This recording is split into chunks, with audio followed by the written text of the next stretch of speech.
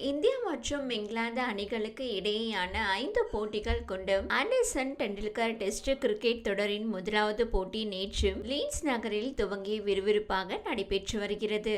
இந்த போட்டியில் டாஸில் வெற்றி பெற்ற இங்கிலாந்து அணியின் கேப்டன் பென் ஸ்டோக்ஸ் தங்களது அணி முதலில் பந்து வீசும் என்று அறிவித்ததால் இந்திய அணியானது தற்போது முதலில் பேட்டிங் செய்து வருகிறது. அந்த வகையில் இன்றைய முதல் நாள் ஆட்டத்தின் உணவு இடைவேளை வரை 24.4 ஓவர்களில் 2 விக்கெட்களை இழந்து 92 ரன்களை குவித்துள்ளது.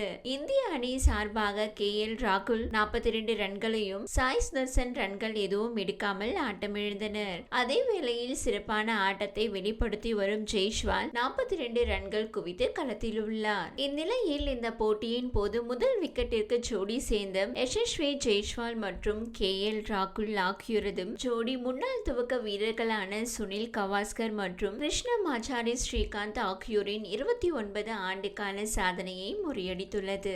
அந்த வகையில் ஜெய்ஸ்வால் மற்றும் ராகுல் நிகழ்த்திய சாதனை யாதெனில் கடந்த 1986 ஆண்டும் லீட்ஸ் மைதானத்தில், அதாவது இதே மைதானத்தில் நடைபெற்ற போட்டியில் துவக்க வீரர்களாக களமிறங்கி முதல் விக்கெட்டுக்கும் 64 ரன்கள் குவித்திருந்தனர். அதுவே லீட்ஸ் மைதானத்தில் இந்திய துவக்க வீரர்கள் அடித்த அதிகபட்ச ஸ்கோராக இருந்தது. இந்நிலையில் அதனை தகர்த்த ஜெய்ஸ்வால் மற்றும் ராகுல் ஆகியோரது ஜோடி முதல் விக்கெட்டுக்கு 91 ரன்கள் குவித்தும் அவர்களது சாதனையை முறியடித்துள்ளது.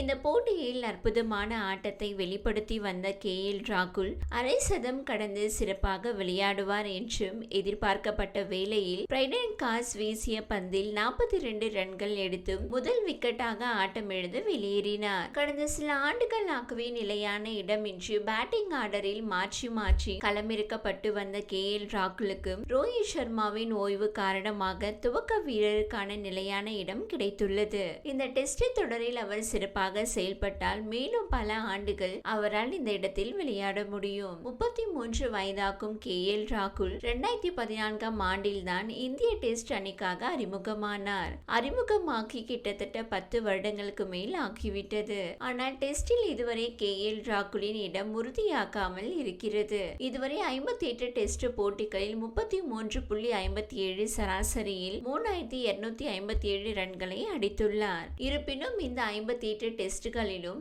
அவருக்கு என நிரந்தர இடம் ஒதுக்கப்படவில்லை. ஓபனராக ஒன் டவுன் பேட்டராக, மிடில் வரிசை பேட்டராக 5வது இடத்திற்கு மேலும் ராகுல் ஆடியிருக்கிறார். கடந்த ஆஸ்திரேலிய டெஸ்ட் தொடரில் ராகுல் சேர்க்கப்பட்ட போதும் அவருக்கு எந்த இடம் என்பது உறுதியாக்காமல் தான் இருந்தது. கேப்டனாக இருந்த ரோஹித் சர்மா முதல் போட்டியில் விலக்கியதால் வேறு வழி இல்லாமல் தான் அவருக்கு ஓபனரிடம் வழங்கப்பட்டது. அதில் முதல் போட்டியிலேயே அபாரமாக செயல்பட்டதால் அடுத்தடுத்து ஓபனராக ஆடி வருகிறார். தற்போது இங்கிலாந்துக்கு எதிரான முதல் டெஸ்ட் முதல் இன்னிங்ஸில் 42 ரன்களை அடித்துள்ளார். அவர் அவுட் சைடு ஆஃப் ஸ்டெம்ப் பந்துகளை அடிக்கடி துரத்தி அடிக்க முற்பட்டதால் தான் எட்ஜ் ஆகி கேட்ச் ஆனார். ஒருவேளை அடுத்த சில போட்டிகளில் ராகுல் சொதப்பும் பட்சத்தில் மாற்று ஓபனராக அபிமன்யு ஈஸ்வரன் தயார் நிலையில் இருக்கிறார். இப்படிதான் ராகுல் இன்னமும் இடத்தை உறுதி செய்ய முடியாமல் தடுமாறி வருகிறார். இப்படி ஒரு வீரரை தொடர்ந்து இடத்தை மாற்றி மாற்றி விளையாட வைத்தால் அவருக்கு அழுத்தம் தான் ஏற்படும்.